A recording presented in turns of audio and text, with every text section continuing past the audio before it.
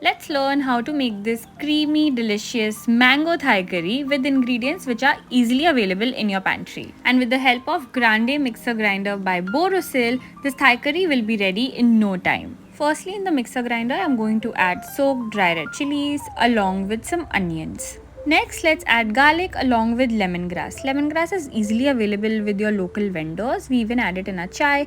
Remove the outer thick part and then use only the stalks. I have also added half an inch of ginger along with lemongrass. Lastly, I'm adding whole coriander and cumin along with lemon peels, which will impart a beautiful flavor. And now it's time to grind it all up in our grande mixer grinder. Equipped with 1000 watts of power, it blends the toughest of masalas while retaining its flavor intact.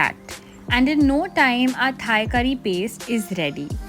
We will now cook the Thai curry paste, and the best part is there's zero oil in this recipe.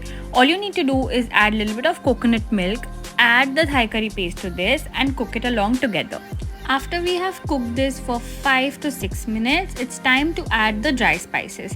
I'm adding some red chili powder along with salt as per taste and let it bring to a simmer. And finally, when the masala is fragrant, I'm going to add the balanced coconut milk to this.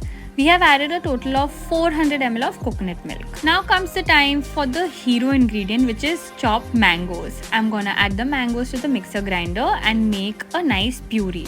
Add the mango puree to a Thai curry mixture and give it a stir. You can add vegetables of choice. I have added some mushrooms, carrots, bell peppers, baby corns and also zucchini. Let it reach a boil so the vegetables are cooked properly, and lastly garnish with some fresh basil leaves.